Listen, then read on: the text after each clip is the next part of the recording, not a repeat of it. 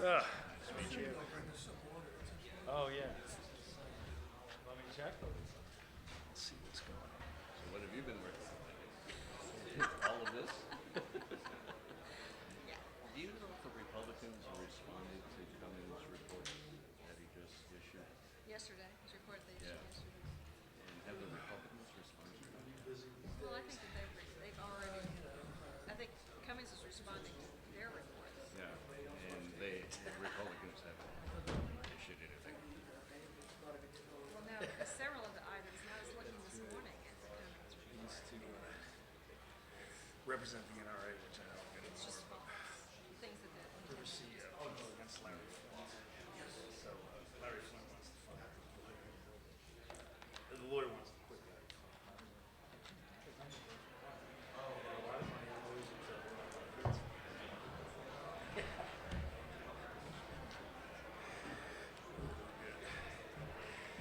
There you are. Here I am, sir. We're going to go ahead and begin, or resume, as the case may be. Thank you all for being here, and I want to welcome also our webcast audience. Our entire program today is being live webcast and obviously recorded, so thank you all for being here as well. I'm one of the organizers of today's event, and I have advised and asked all my moderators to be very brief with their introductions of the panelists, because the bios for the panelists have been made available to folks in advance, and we can get right to the substance. So I'm going to follow my own very good advice and introduce the panelists in the order they're going to speak. They're going to give us opening remarks of about 6 to 8 minutes, and then we'll have a little conversation between and among them. And then, as always, we'll be looking to the audience for your questions. So please, you can begin to queue up at that point in time at our microphones. We want to preserve the questions for the recording we're making, so we do want to use those microphones. We're going to hear first from Ms. Cleta Mitchell. She's an expert in these issues and has been deeply steeped in them for some time now. She's a partner at Foley and Lardner law firm here in Washington, D.C. She's going to be followed by Dr. Craig Holman. He's the government affairs lobbyist at Public Citizen, and we're very happy to have him here today. He will be followed third by Michael Carvin. He's a partner at Jones Day here, right here in Washington, and a good friend of the Federalist Society. And then we'll conclude our opening remarks with Robert Weiner. He is a partner at Arnold and Porter, and we're apparently very Washington heavy on our panel, but that seems appropriate with the IRS as our topic. So with that, Cleta Mitchell, go right ahead. Well, thank you. Do you want to cut it there? Whatever you prefer.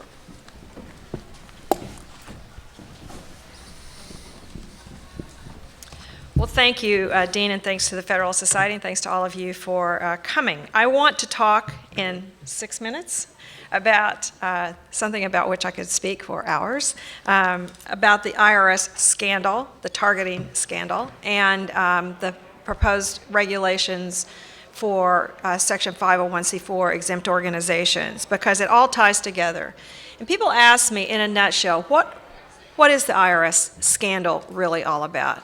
And I would tell you that this is an appropriate place to discuss this, because in my view, what distresses me the most is it's really about the total disregard of the rule of law, the utter abandonment of the rule of law in a myriad of ways.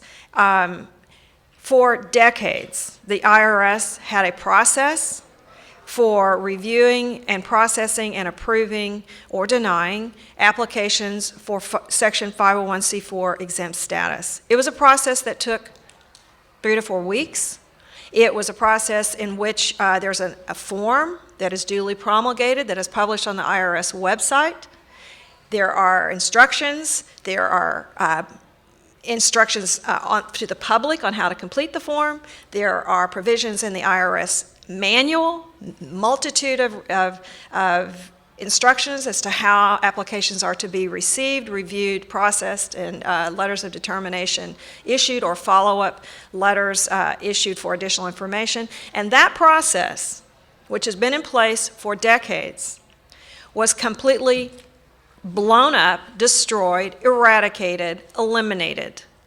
And it was eliminated at the direction of people in the Washington office of the IRS, not in Cincinnati, as both Lois Lerner and the president have indicated. And it was deliberate, and it was applied to only certain applicants. hundreds of them, involving thousands of citizens in this country. And it completely has, and Humpty Dumpty is now off the wall. I mean, I frankly have said, and will tell you, I believe it is malpractice to ever submit another, for me to ever submit another application for exempt status for a 501c4 organization. Because not only has the IRS completely destroyed the process that had been in place for many years, but they've now issued guidance in which, for any group that they decide may engage in advocacy, and I ask you to name me a 501c4 organization that is not organized for the purpose of advocating for something. And whether it's sidewalks in a community or city council to enact an ethics law or whatever it is, that's what 501c4 organizations do, is they advocate. So now the IRS has issued guidance in which they say that any 501c4 organization that they perceive to be an advocacy organization is going to be subjected to the same kind of questions and scrutiny that were employed against the Tea Party organizations, and which presupposes that the application for exempt status will not be granted for multiple years, because the questions all go to asking applicants about what they have done, rather than looking at the application that is still on the website of the IRS that organizations fill out, and these questions have nothing to do with the application. So they have blown up the process. They have abandoned the rule of law.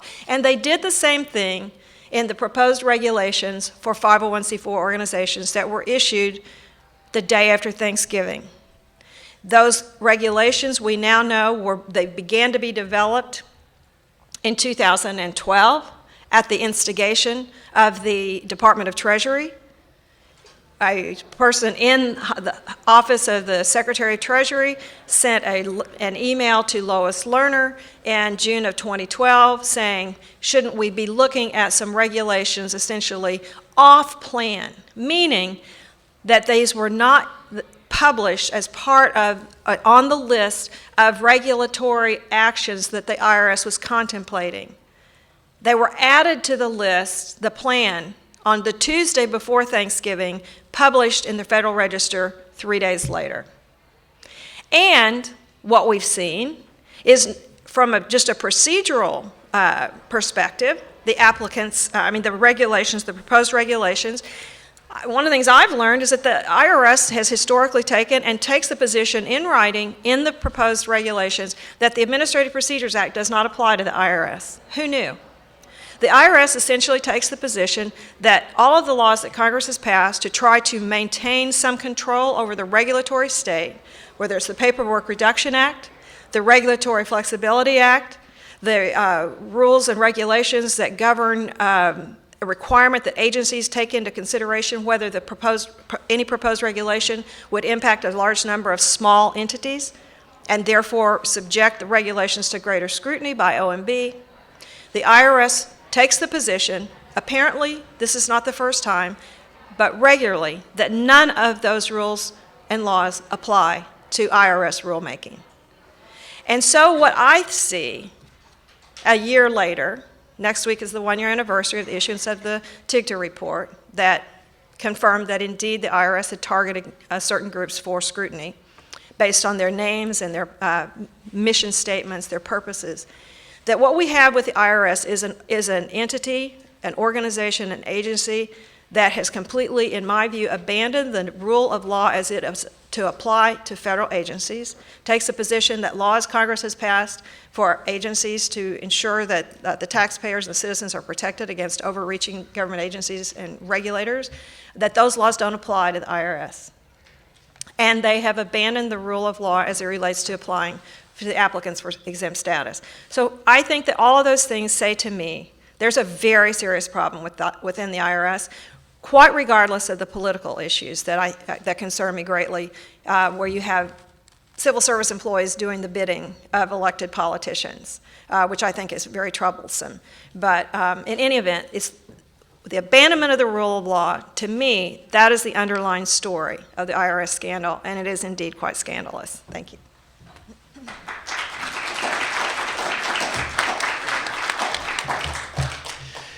it's time to start talking about solutions rather than so much what the problem is and what the scandal is.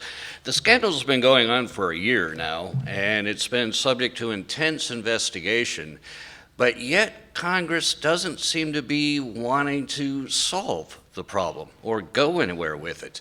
About 4 years ago, a project was started called the Bright Lines Project. And by the way, I have a summary of the Bright Lines Project, a handout outside in the hallway for anyone who is interested to pick it up.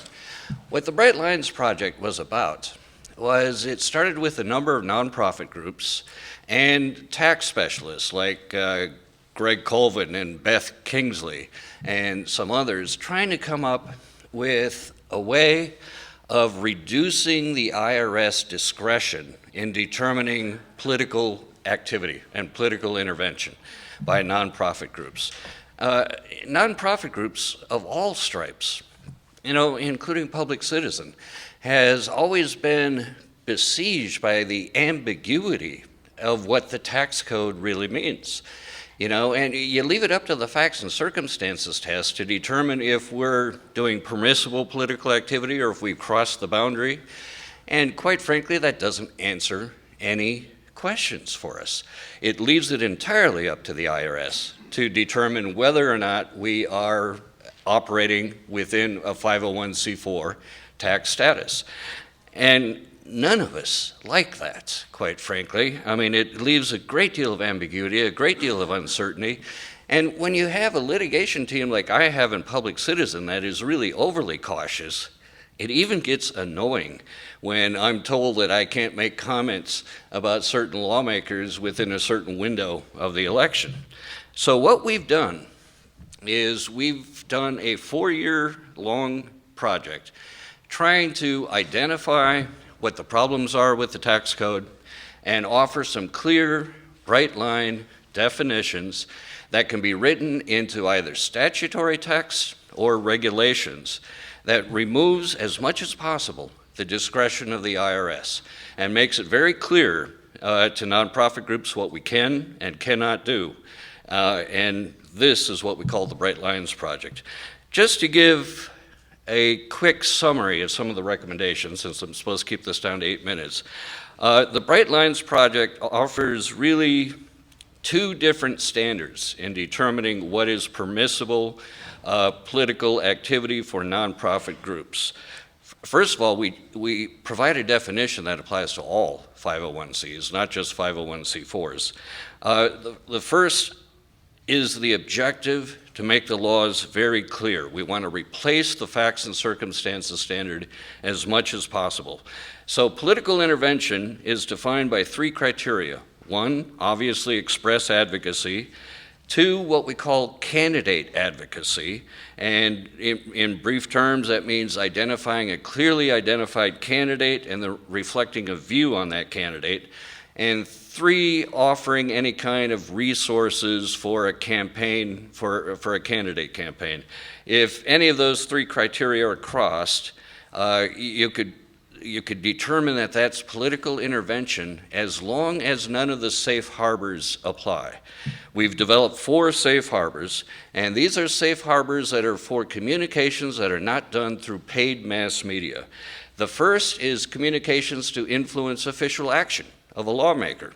Literally encouraging a lawmaker, even if he or she is a candidate right before the election, what to do in terms of public policy. You can identify them.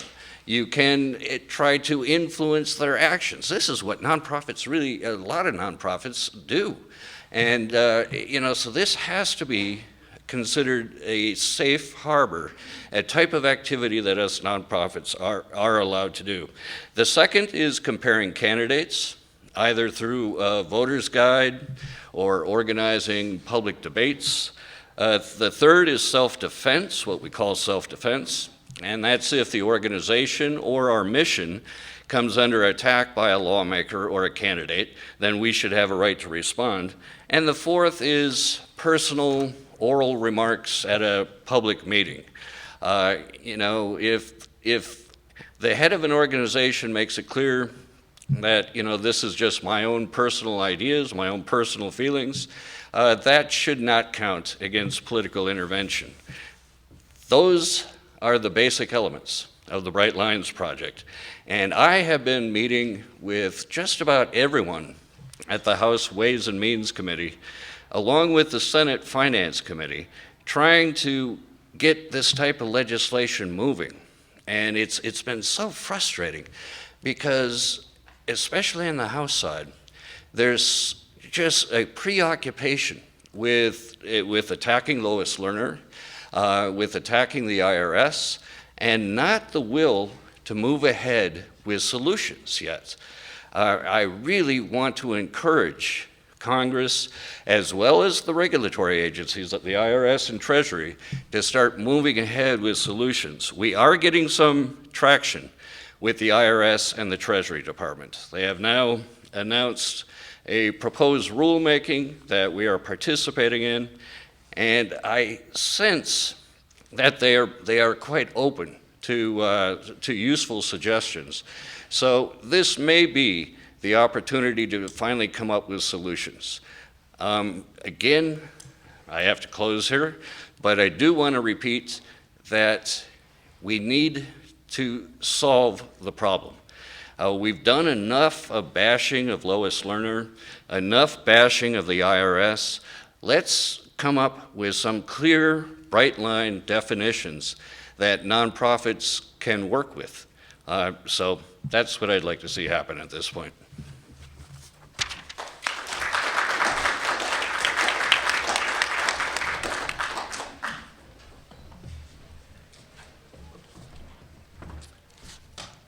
Hi, Mike Carvin. I'll be talking about an entirely different IRS assault on the rule of law, not involving investigations or tax-exempt status.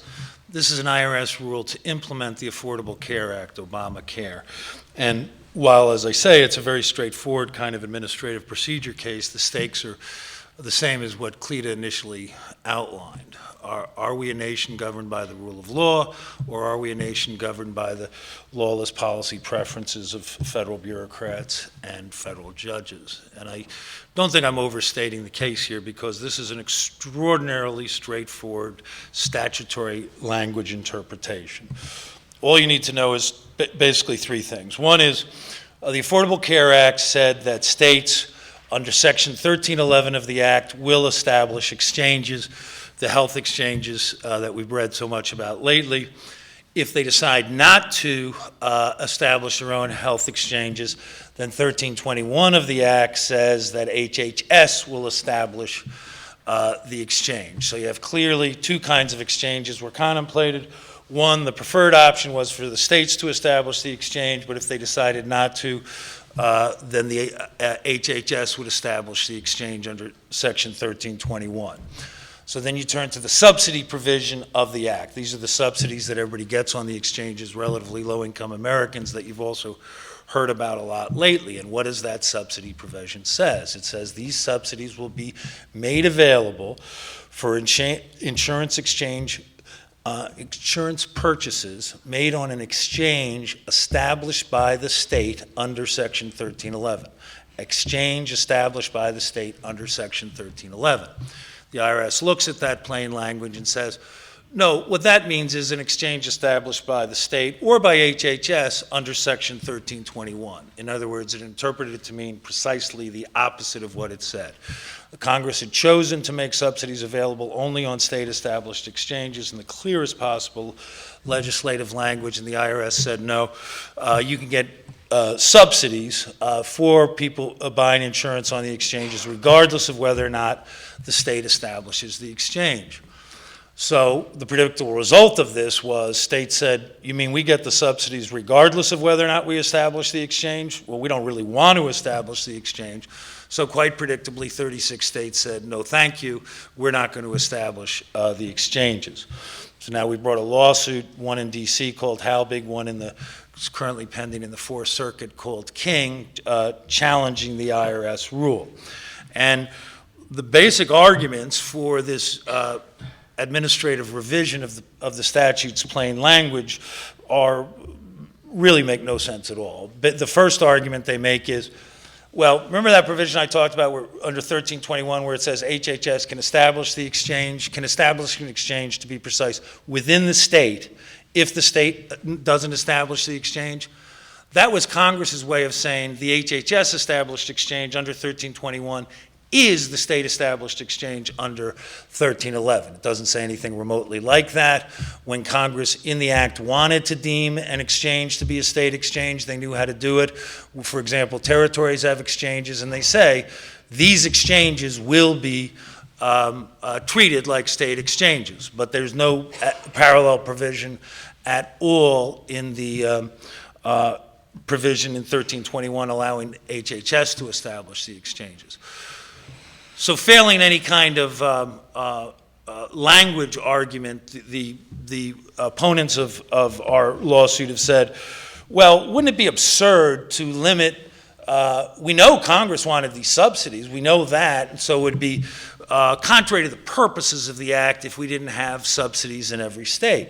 And the complete answer to that, of course, is, yeah, Congress wanted subsidies in every state, but it also wanted to provide the states with a real incentive to establish these exchanges. If you didn't give them any incentive, as we've seen, they're not going to establish the exchanges. And the price of support for the ACA from people like Senator Ben Nelson was, we're going to have the states run the exchanges. So conditioning subsidies to the states based on the states establishing the exchange makes perfect sense. It's precisely what Congress did in the Medicaid condition that it imposed and that was at issue in NFIB. It said to the states, look, you don't have to expand your Medicaid rolls, but if you don't, then we're going to deny you all federal Medicaid funds forever. And that was the deal that they offered to the states. And like this one, they thought this was a deal, an offer that no one could reasonably refuse. So it makes perfect sense. It's what the language says, and it's not absurd. That should be the end of the case. But the opponents are, well, we still want the judiciary to tell us that subsidies are more important than providing exchanges to the states, so if you could just change the plain language. And oh, and by the way, there was no legislative history. This was a very dramatic offer for the states, and there was no legislative history where senators were having bonfires on Capitol Hill and warning the states that if they didn't establish the exchanges, they wouldn't be able to get these subsidies. But of course, that's exactly what happened in the Medicaid, too. There's no Medicaid legislative history which echoes what the plain language of the statute says, which is if you don't expand Medicaid, you're not going to get any more Medicaid funds, just like there's no legislative history saying if you don't establish these exchanges, you're not going to get them. But of course, when the language in the statute is plain, you don't need legislative history which echoes the plain language of the statute. The reality of the Affordable Care Act's passage was this was not Athenian democracy where they were all sitting around poring over every sentence and figuring out its nuances. What happened in this case was that Harry Reid had merged the two dueling Senate, one out of the Finance Committee, one out of the Health Committee, into something on December 18th, and then they passed it on December 24th, Christmas Eve. So the notion that there was going to be a lot of debates about the nuances of this law in that 6-day window is absurd. And of course, they thought they were at odds with the House about whether states should run the exchanges or the federal government should run the exchanges. They thought that would all get worked out in conference, but none of that ever happened. So at the end of the day, we have an enactment in the federal code enacted by Congress which clearly says you only get subsidies for exchanges established by the state. The IRS didn't like that policy, so it rewrote the statute, and I'm sure the courts will adhere to the rule of law, restore Congress's policy decision embodied in the statute rather than the IRS's lawless contrary policy decision. Thank you.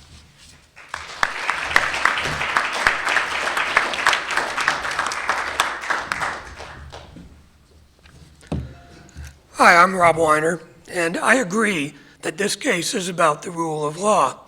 It's a question whether we're going to live by the will of the elected representatives of the people of the United States, or whether we're going to be subject to the lawless policy preferences, I think is what you said, the lawless policy preferences of unelected judges. That's the issue. Now, your team opposed the Affordable Care Act. It passed. You sought to overturn it on constitutional grounds. You lost. You made it an issue in the presidential election. You won. Tried to obstruct implementation. It's being implemented. 8 million people, 12 million people. And now, Mr. Carvin and other leaders of the guerrilla warfare against this statute come forward and tell you that they are the champions, the Knights Templar of congressional intent. Well, I got to tell you, I agree with Woody Allen. I used to be cynical, but I couldn't keep up. There are three problems with Mr. Carvin's argument. One is it distorts the language of the statute. Second is it has no support, zero in the legislative history. And third, it contravenes the basic purpose of the act as well as common sense. Now, let's start with the language. How can an exchange established by the federal government be an exchange established by the state? Well, Congress can define terms however it wants. It can call my wife's Lexus a truck, which would surprise her. But the only plausible meaning, as the words are defined here, is that the HHS steps into the shoes of the state. Now, let's go through it, and this is complicated, but I'll try to make it as simple as I can. Section 1311 creates health benefit exchanges, and it says the statute will refer to them as an exchange with a capital E. It's convention. When you're using a defined term, you capitalize the first letter frequently. And then it says, an exchange with a capital E shall be a government agency or nonprofit entity that is established by the state. That's the definition. In case you didn't get that, it goes ahead and defines it again in another section, 1563, and says it means an exchange as defined in section 1311. So the plain meaning, when you see the word exchange, it means an exchange established by the state.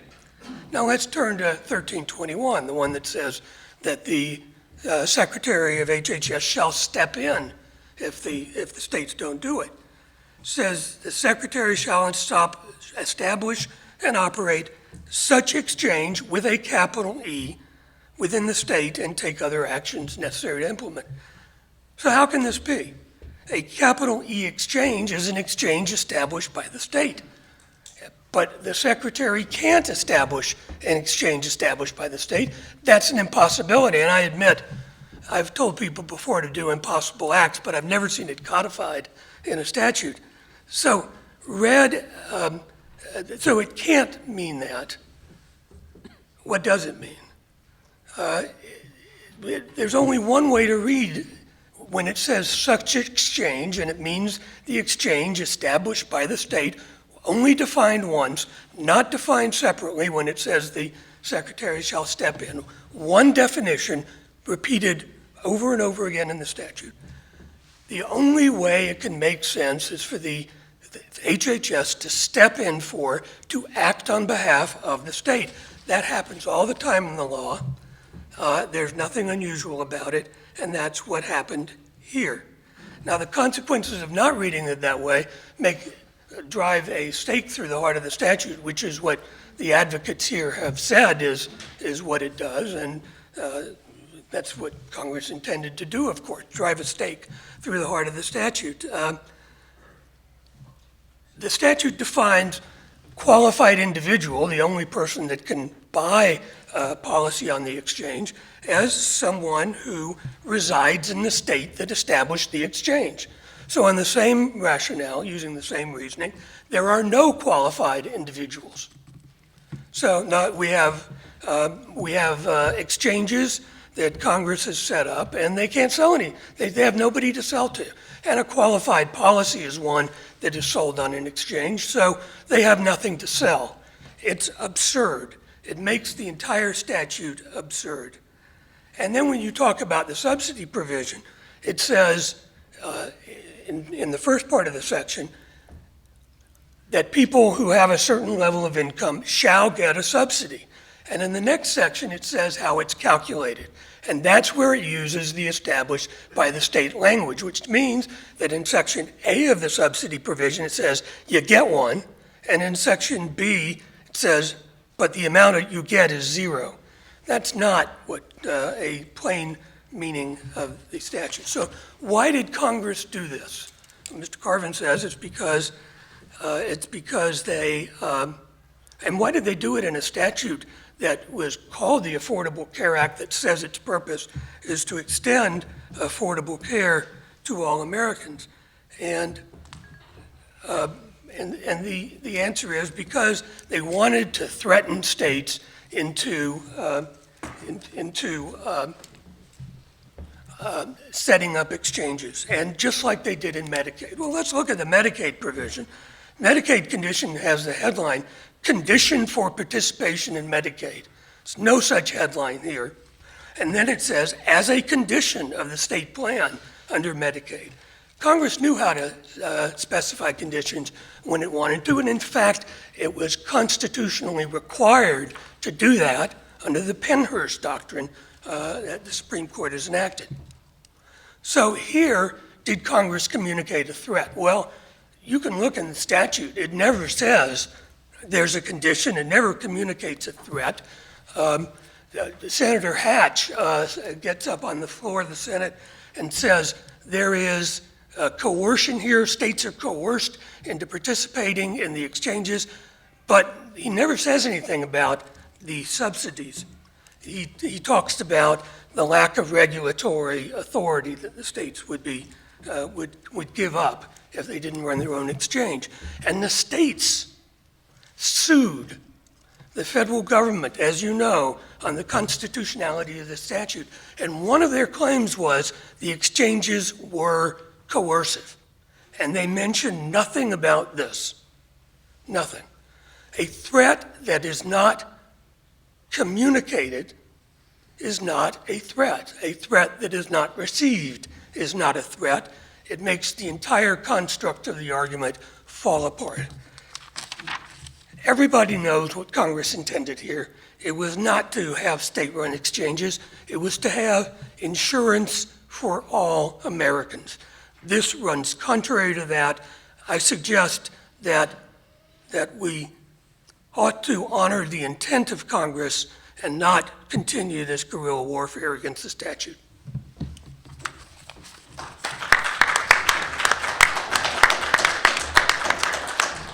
Thank you very much. I want to commend our panelists. Everybody stuck to the time limit, so we are on a tight schedule, so I appreciate that. We are going to move to audience questions momentarily.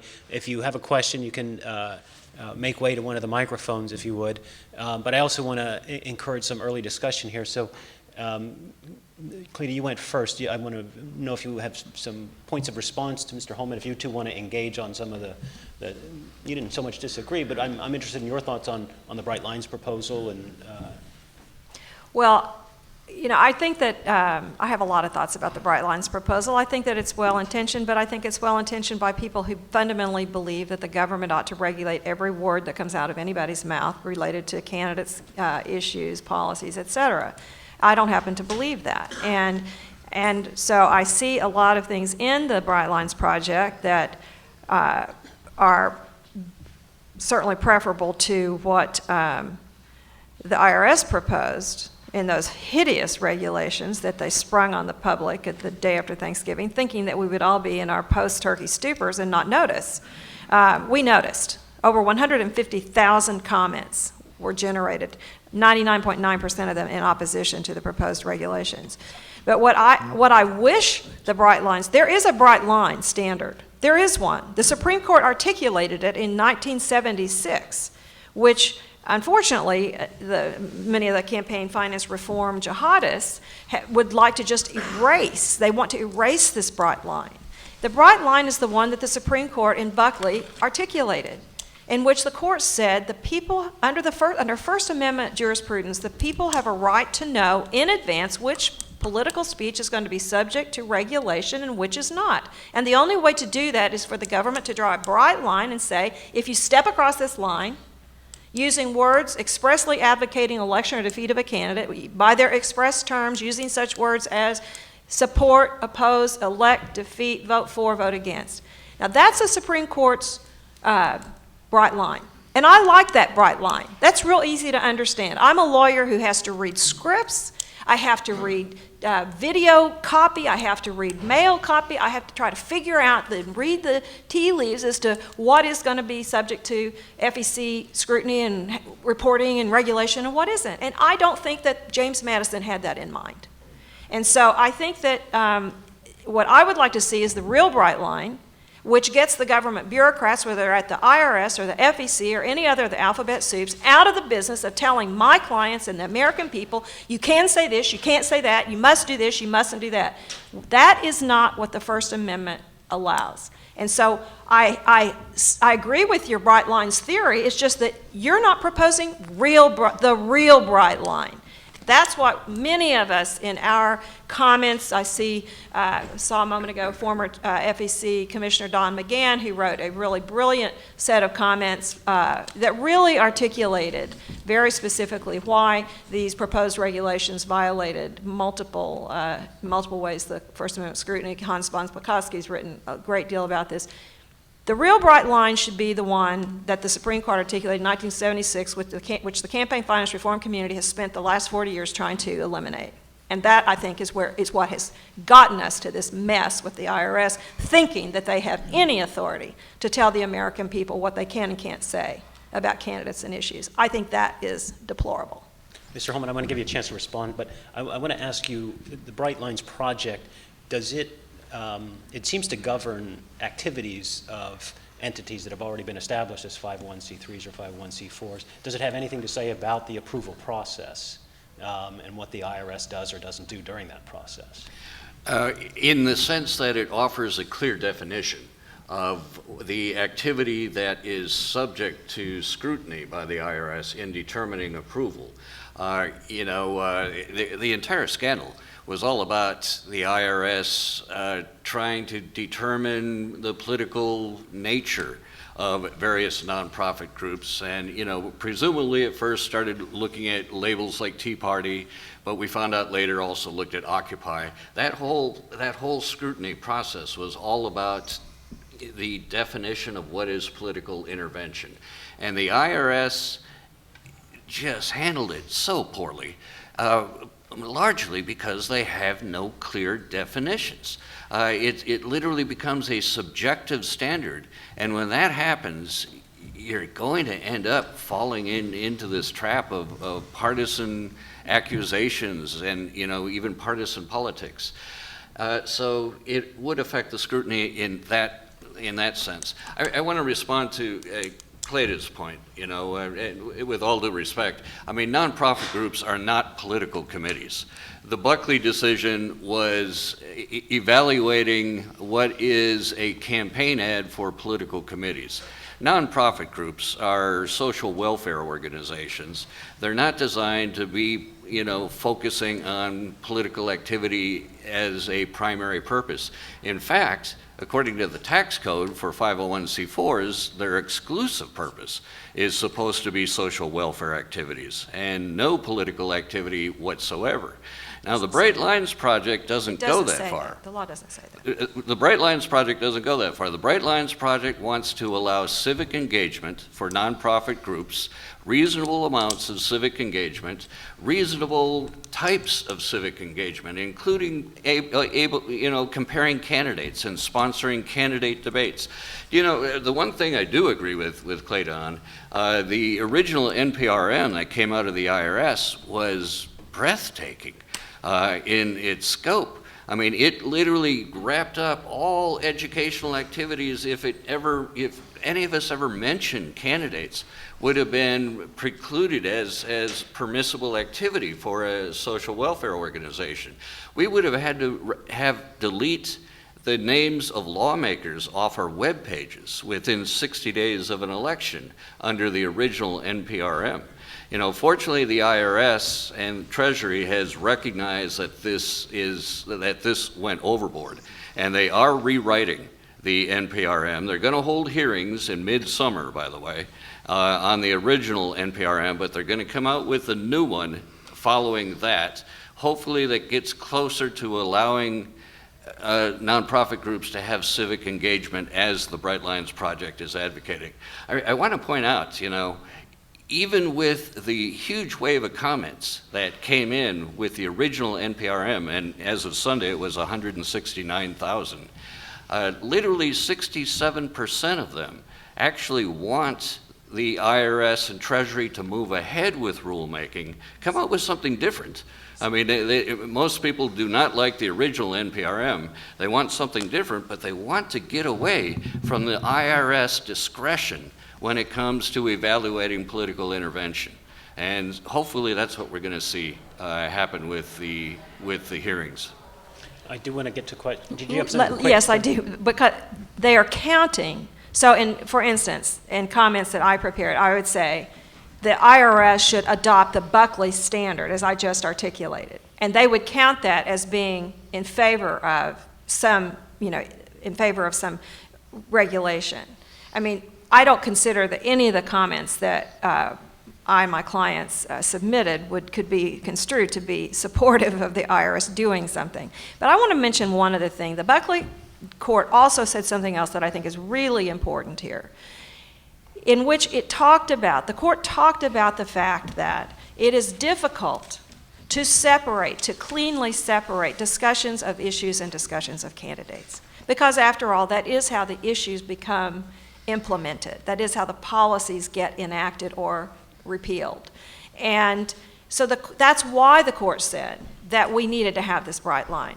And I, for one, take the position that it is in the public welfare, it is in the social welfare, it is for the common good that you have citizens organizations engaged in discussions of issues and candidates, because that is what we do in a democracy. And so this idea that somehow 501c4 organizations should not be engaged, and I do applaud the fact that the Bright Lines Project recognizes that there should be some safe harbor for some limited types of activities.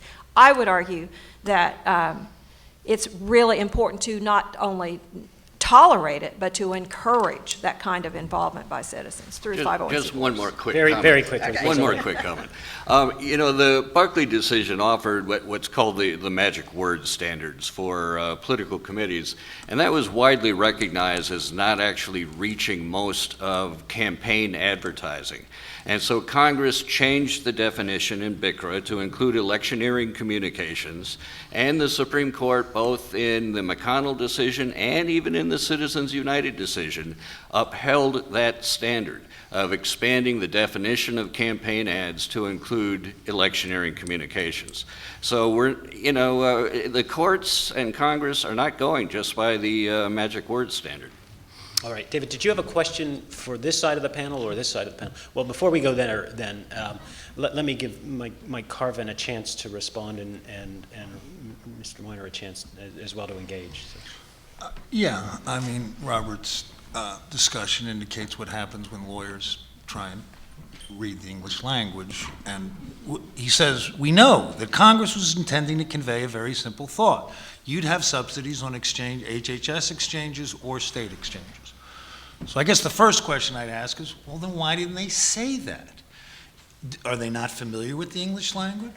Why didn't they say on an exchange, as they did throughout the Act? Why didn't they say an exchange under the Act, as they did throughout the Act? Why didn't they do with what they did with the territories, is the federal government exchange will be deemed a state exchange? Since he can't answer that question, he takes you to this hip bone, thigh bone, circuitous route to achieve what any English speaker would have achieved in 4 simple sentences. And how do we get there? Well, exchange is a capital E. I don't know what relevance that has, and it's such exchange. And exchange means an exchange under the state, and I agree. When HHS establishes, the Congress didn't just say HHS establish any old exchange, it said establish the exchange that the state was supposed to have established. But the subsidy provision turns on who established the exchange, and there's no denying the undeniable truth that HHS established the exchange, so subsidies are not available. He says Congress would have never run this risk. They ran the risk with the most important social welfare policy of the last 60 years, Medicaid. So obviously they would have run the risk. Robert doesn't explain why, if it's the Affordable Care Act, why we don't have subsidies wherever you buy it. Why did they limit the subsidies to buying on the exchange? The only reason we know that the subsidies are limited to the exchange are the same provision we're talking about now.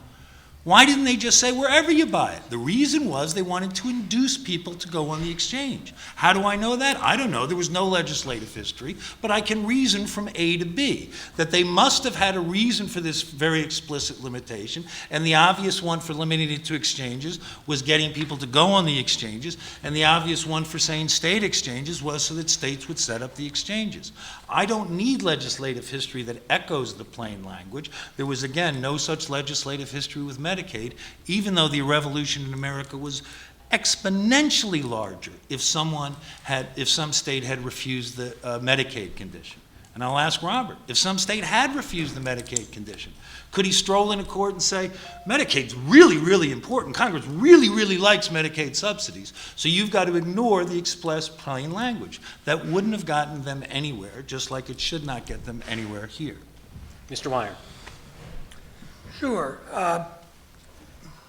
Well, the question is, why didn't the statute just say that? Questions have been asked many times before about congressional legislation, but here, when we talk about Section 1311, it says that the state shall set up an exchange. It's mandatory. And then you have another section that says, 1321, that it calls it an election. States electing to set up an exchange or not set up an exchange. You have a contradiction. And the assumption that underlies the statute is the assumption that the exchange is a state exchange, no matter who sets it up or who operates it. You know, it also says that a state can contract with a nonprofit entity to set up the exchange. Well, has the state set up the exchange if they do a nonprofit entity?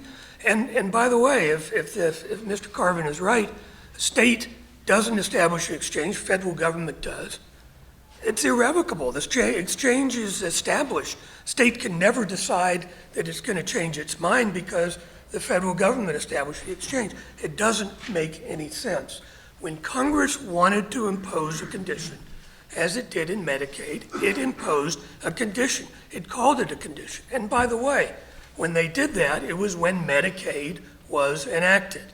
And this statute just happened to come in and be part of the original overall statute that included Medicaid. This was not a provision that was part of the Affordable Care Act. Even so, it is very clear that there's a condition imposed on states to get the Medicaid benefit from the federal government. The statute here never says that, never makes a threat, and no one, including the opponents of the act, understood at the time that a threat had been made. If they understood that, then the states would have made the same kind of argument about the exchanges that they did about Medicaid. Instead, they made a coercion argument, but it had nothing to do with this. And do you really think that if they thought they were being coerced, they just would have just not mentioned it? Come on. They didn't understand it. It wasn't stated. That's the reason. Okay, let's go to He thought he could keep us down to 8 minutes.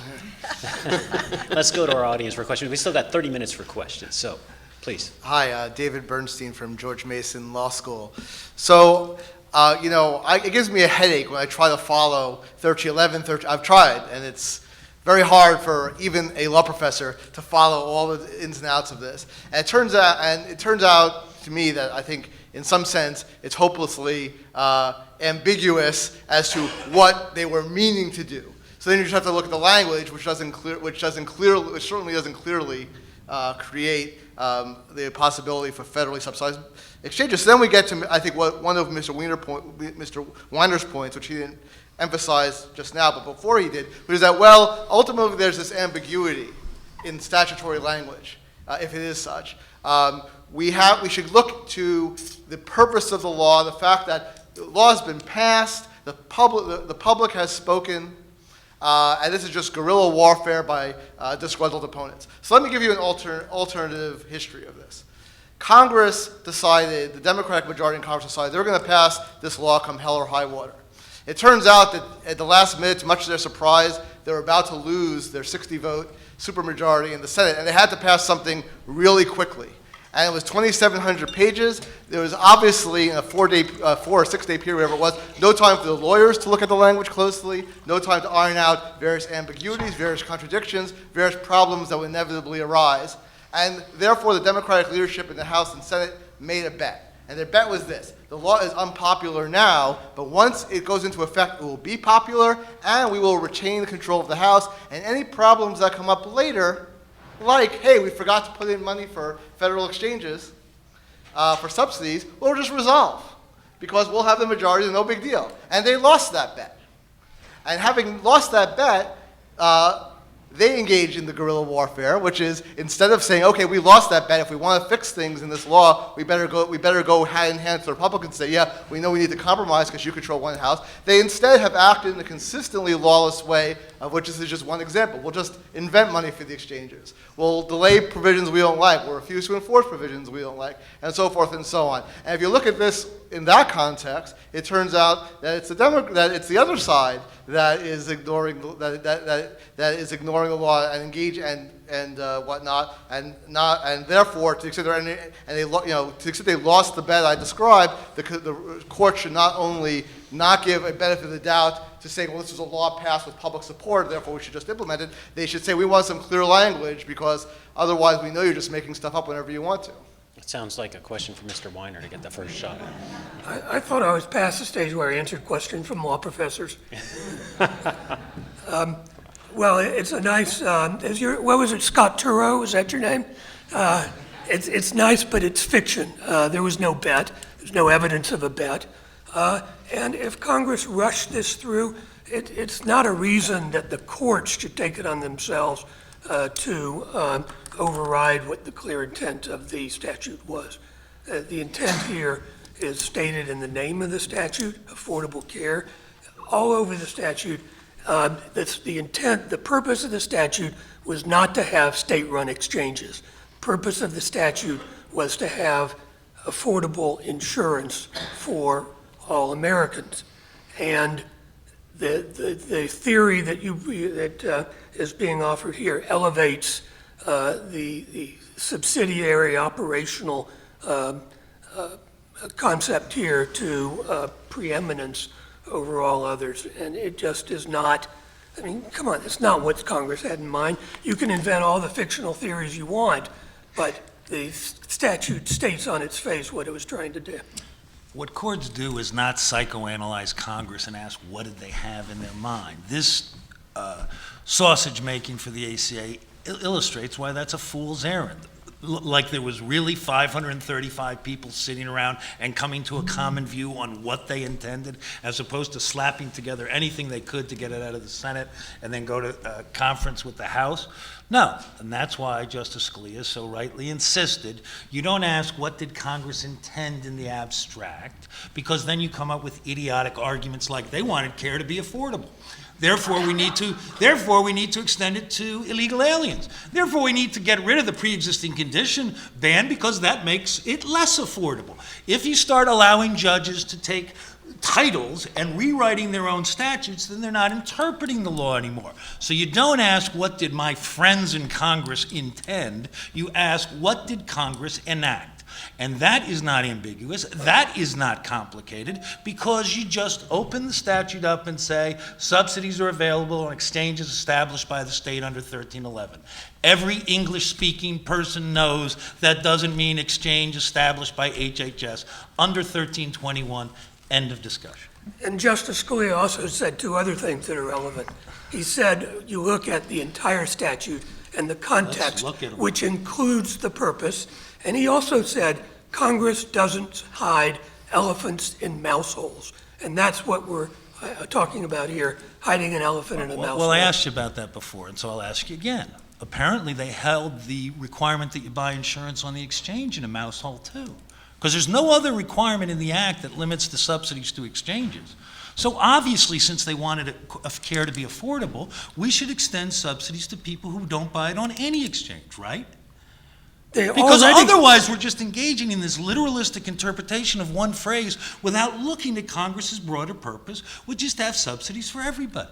You know, that's. can you that's answer the a- question? That's a cartoon, not a question. will you answer And the answer to the cartoon is that there's already a subsidy for other kinds of insurance. It's the fact that you don't have to declare that employer's benefit to you as income. Why That's do a individuals huge, buying insurance off the exchange not get the subsidy? That's a because they simple wanted question. people to buy on the There exchange. you go. If they were not buying, The purpose was not to get people to buy on the exchange. The purpose was to make care affordable. Ergo, affordable care trumps getting people to buy on the exchange. That's No. got to be your argument. No, that is not my argument, and that makes no sense. Well, I It's- agree with that. It's, the purpose of getting people to buy on exchange furthers the purpose of the statute, as does giving people subsidies who live in states that do not establish their own exchanges. And that is what Congress clearly intended. It's what the legislative history reflects. And any other effort is just an effort to drive a stake. And those aren't my words. Those are Michael Cannon's words, who came up with this theory.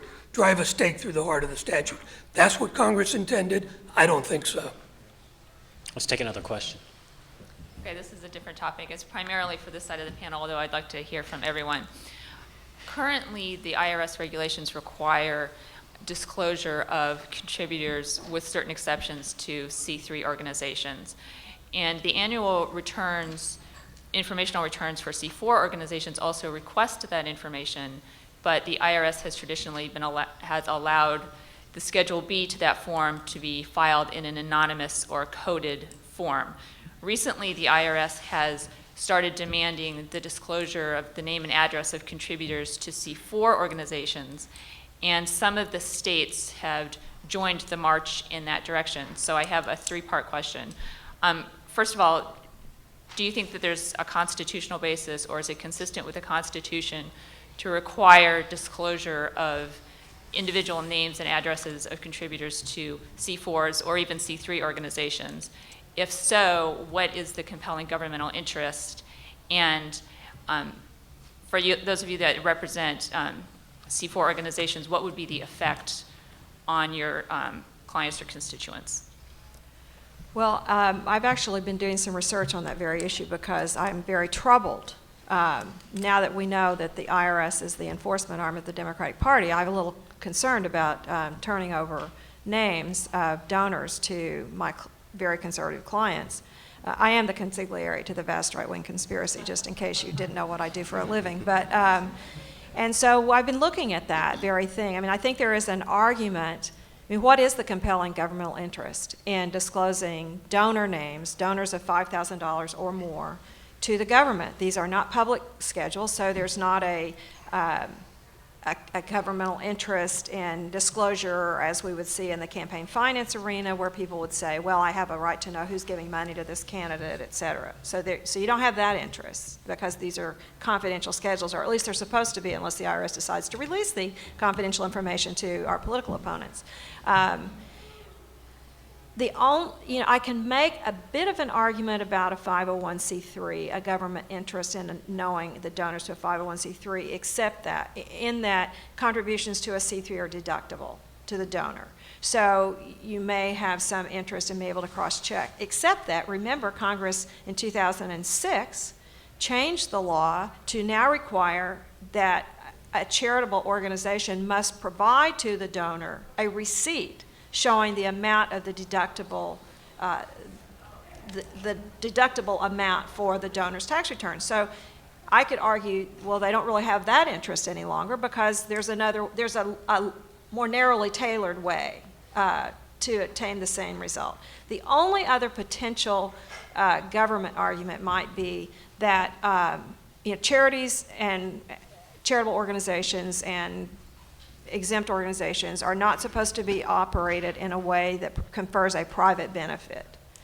And so there may be some argument that to make sure that a C4 or C3 or whatever is not being operated to the benefit of a particular large donor. But honestly, I still think that there are less narrowly tailored ways to reach that interest. And there actually is, I don't know whether the suit has been filed. I know that there's a suit, going to the second part of your question, there has been a suit filed against the state of California by the Center for Competitive Politics, challenging the demand by the California state government to obtain the non-redacted names of donors to their organization, and that suit has been filed in federal court. And I think there is at least a discussion of, or possibly a lawsuit that has been filed challenging the constitutionality of the donor disclosure requirement at all. And then one other thing that I'm aware of is that Campaign for Liberty, which is an organization, a libertarian organization that's been associated with first Congressman Ron Paul and now Senator Rand Paul, has decided to refuse to disclose its donors to the IRS. And we'll see, the statute provides for penalties against not only the organization but against board members for the organization's failure to comply with certain provisions. So we'll see how all of those things work out. But I am absolutely in agreement that I think that that is a very dangerous situation where you're having to disclose your donors to the government. Just very briefly, I want to touch on the political side. I mean, Public Citizen as a nonprofit organization, 501c4 and C3, it has not supported disclosure of donors to genuine, legitimate nonprofit organizations. So we're not supporting that. What we do support is what the U.S. Supreme Court has repeatedly come out and stated, and that is full disclosure of those who donate to political campaigns and political activity. I suspect some of this, I'm guessing, but I suspect some of this is coming about because the IRS has not clarified what is political intervention, and so we've got a lot of dark money political groups going into 501c4 and C6 status, and that may be applying some of the pressure to enhance disclosure of nonprofits. What I want to see is, a clear distinction between one or the other, and I and Public Citizen do back full disclosure of political activity. But let me just say let me add a comment. I want to know why it is then that those organizations like Public Citizen who support disclosure do not take immediate exception and raise a public outcry over what Harry Reid has been doing on the Senate floor, attacking the Kochs. Because it appears to me that what the left is looking for is not transparency but a target list. And to be able to go about and attack private citizens because they give their after-tax money to support issues and causes they believe in. And it would seem to me that this is something that a group like Public Citizen ought to be saying, sit down and stop saying that. You're violating Senate ethics rules to start with, but on a bigger scale, we object to the vilification of individuals who give their money to things they believe in. And I think that we all ought to be very upset and distressed at this vilification that is going on. I mean, I get to New Orleans for a Heritage Foundation meeting, and the first thing I see are the TV ads with the Koch brothers being sponsored by, one of these Democratic super PACs, and I just find that deplorable. And to repeat my answer, we support full disclosure of political activity. So when you got the Koch brothers or Crossroads GPS that are operating as political entities under the guise of 501c4, then we will call upon them to open up their books. As a matter of fact, we have a lawsuit now pending against the FEC for not requiring Crossroads GPS to disclose their donors. Well, you know that the donors are disclosed because I've seen their names on the TV and the pictures. They're disclosed. The Kochs give money to support Americans for Prosperity. And I'll bet you what happens is all these other donors look at that and say, ooh, I maybe ought to not support these conservative organizations because that could be me on the TV and I don't want my picture on the paper. That's what's really going on. Anything from this side of the panel on this issue? Nope. All right. Another question from our audience, Hans. We still have time. By the way, my question's for Craig, but I do want to thank the Federalist Society for making this conference very affordable by subsidizing everybody's attendance. I can't Craig, tell you how we're doing that. Craig, my question to you is, where do you believe the IRS gets the authority to even do what it's doing with regard to political activity by 501c4s? Because 501c3, that paragraph, it has a ban on political activity by those organizations. There is no such ban in the following paragraph on 501c4s, and it's a long accepted rule of interpretation of statutes that if there is a specific provision like that in one part of the statute and Congress doesn't include it in the next one, then clearly they didn't intend that ban to exist. And the only possible basis for that is because 501c4s are supposed to be engaged in social welfare.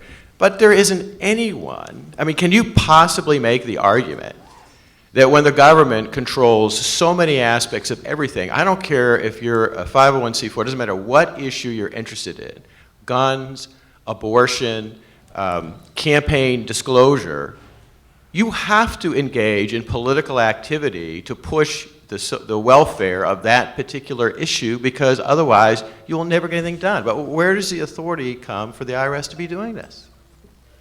You know, just to run over a little bit of a brief history of 501c4, I mean, the 501c4 of the tax code does say exclusive for social welfare organizations.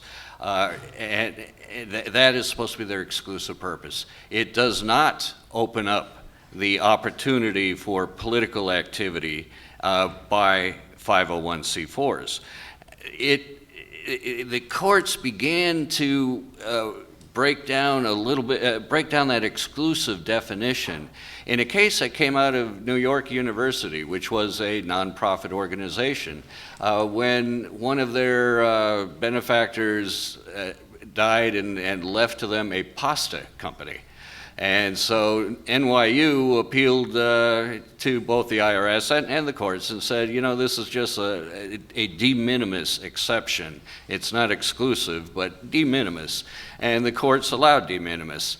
Later, somehow, the IRS turned that later into primary purpose. And, you know, that just bewilders me.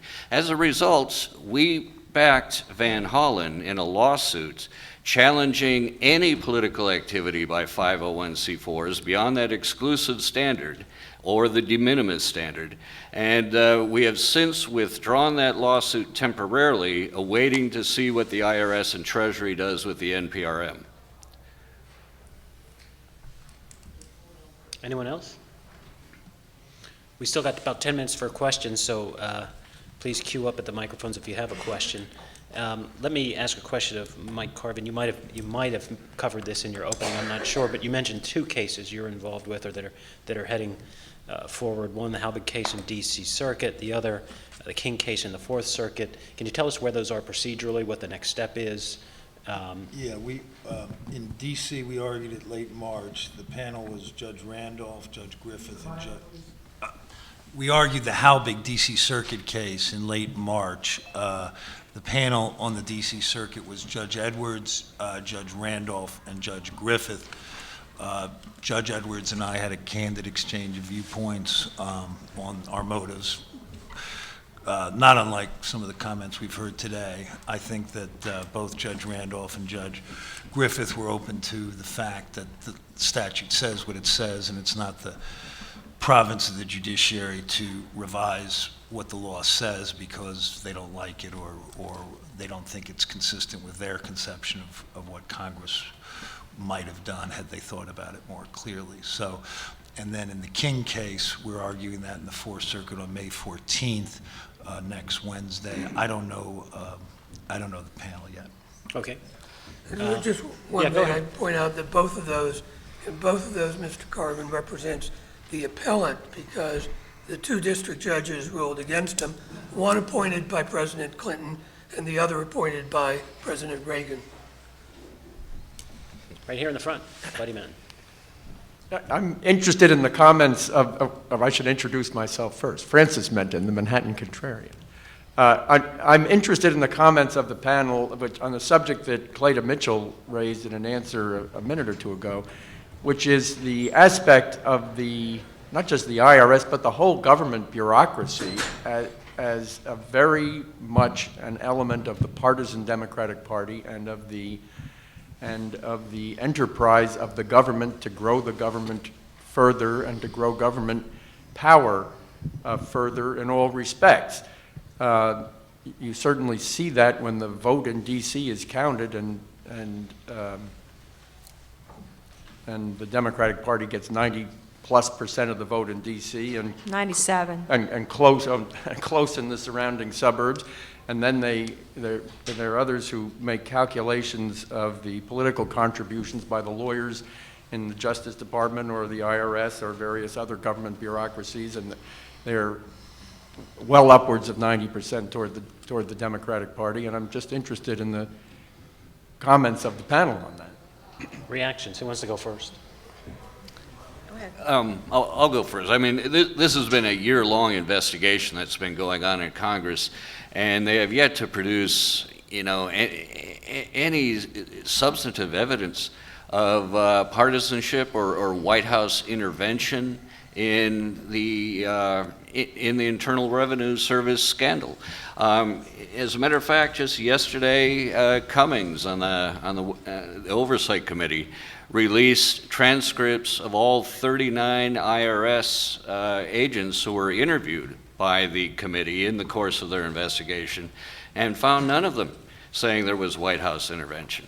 Instead, it documented that there was lack of clarity as to what what political intervention is, and lack of good management. So, I really don't see this partisanship playing out. I want to add, earlier I expressed my frustration at not being able to get someone on the Ways and Means Committee so far, on the Republican side, to introduce this Bright Lines project. I want to emphasize that it isn't that anyone on the Republican side has expressed opposition to it. As a matter of fact, there are many that are very interested in it. They're just preoccupied with the political scandal at this point, and that's my frustration. I want to see solutions start happening. I mean, if Darrell Issa wants to continue doing an investigation, trying to tie the White House to the scandal, fine. I mean, I can't stop him. But it's been a year now. It's about time Congress start thinking in terms of solving the problem. Well, I think that, first of all, if you look, just go read the reports that have been issued to date, the interim reports that have been issued by the House Oversight and Government Reform Committee, and to say that there's no evidence of any political or philosophical bias is just to ignore the reality and the facts that we do know. I will just tell you that, as I said when we started, in my opening remarks, they took a process that used to take 3 to 4 weeks and they blew it up because there were these applicants who were saying things going directly to your point about shrinking the size of government, about undoing much of this administration's or opposing much of this administration, the Democratic Congress's philosophical bent on taxes and spending and Obamacare. And why did that just happen all of a sudden? It happened because the President of the United States gave a dozen speeches in 2010 talking about shadowy, secretive groups. He didn't have to issue an edict or a written thing or something from the White House. We know that there is this bent, this philosophical bent within agencies. Cory Gardner, who is in the House, who's running for the Senate in Colorado, has introduced, I think, a really good bill, which is to say that employees of the IRS should not be allowed to engage in collective bargaining. In other words, they shouldn't be allowed to be members of unions. I think that's a good idea because that is very political. We saw last week, and I would like to know where the campaign finance reformers are. Where is their voice being lifted about this? Where an attorney in the office of the General Counsel of the Federal Election Commission, now this is the enforcement arm of the FEC, and she was fired, although the FEC has yet to release her name, but we figured out who it is, because she was campaigning and sending out tweets in favor of Obama and attacking Republicans. Now, my clients, my conservative clients, my Republican candidates, do we think we're getting a fair shake when we go to the FEC? No, I don't. And I've always told my clients that. When they say, will we get in trouble for doing this? And I'll say, yeah, well, you can't do that. And they'll say, well, the Democrats, I say, stop. There's a double standard. They get to do things we don't get to do. So we don't do those things. They do those things, and they don't get in trouble because the Democrats at the commission know that their job is to protect the Democratic candidates and the liberal groups, and that's what they do. And the attacks on the FEC are because we finally have some FEC commissioners these last several years, 2 of them have been in this room, who have stood up and said, we're going to follow the law and we're not going to just exercise political bias. And then groups like Craig's attack the FEC and say, well, they're terrible and they're paperless tigers, toothless tigers are terrible. And the truth of the matter is, when you follow the law and treat everybody the same, they don't like that. And so I think it's a very serious problem that we have a government that controls our lives, and it is populated, and people who are carrying out the law are people who fundamentally disagree with at least me and people like me. And I think that's a big problem for our country. Let's go to this side of the table. Right. I think you've now seen here the birth of the vast left-wing conspiracy. Look, they released these transcripts yesterday, or every one of these IRS people was asked whether they were aware of any political influence, including people who identified themselves as Tea Party, Republicans, conservative Republicans, and the answers were all consistently no. You know, I think that what I object to here, the IRS needs lots of problems, has lots of problems. They were given an impossibly vague standard. They were not given the resources to do it, and they did it poorly. But what I object to is the vilification of public employees. You know, you can be against big government. I'm against big government, probably not as much as you are, but I am.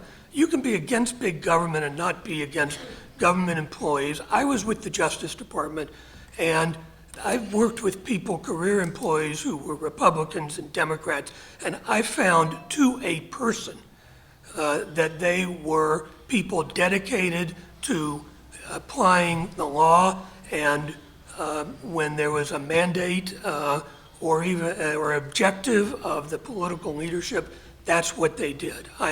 And I just think that if we want the best people to be in our government, and it's the best people that are the people that will observe the limitations on government, then we really ought to stop vilifying people who are just trying to do their jobs.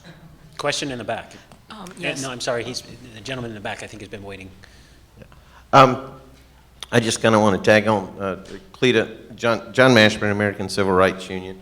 I just want to tag on what Cleta said about donors and getting donors' name, and it becomes an enemies list or friends list, depending on your perspective. But there's a flip side of that, too, and I'm wondering whether the IRS and the Department of Justice is out there. You have 501c4 groups who are doing voter registration drives, and they're taking that information against the law and providing it to campaign groups who don't qualify for 501c4 status. And you have other groups who are taking information from government welfare beneficiary records, taking information. Louisiana's in a case where the groups were trying to get a hold of all the information from the government welfare rolls, and the obvious intent was to transfer the information over to election-related groups. And in addition, there are the instances where donor information is revealed. So my question is, where's the IRS and the federal government going after the groups who are doing that type of thing against the law, while at the same time they're going after 501c4 groups who have a particular conservative viewpoint?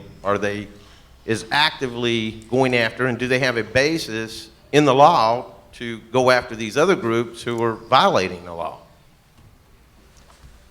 Well, I don't think the IRS should be in the business of going after people based on political activities. I just think that that is problematic and is constitutionally suspect. I do think that, look, I mean, I understand that you ask these people, did you do this because the White House told you? No. Well, I never said that they did. But you want to talk about vilification? Try being on the receiving end of letters and questionnaires from the IRS that have over 100 questions that are basically, are you still beating your wife type questions, which is what my clients got from the IRS simply because of their political persuasion. And they were targeted. I don't care, you can read the Cummings report, which talks about McCarthy. It goes back to McCarthy. Well, let's not forget the fact that there actually were communists in the State Department. Now, did I, look, tell me I'm crazy, but there were. And history has proven that. Do I like his tactics? No, but I also know that the facts are the facts. And I was on the receiving end with my clients for multiple years trying to deal with the mess created by the Washington office.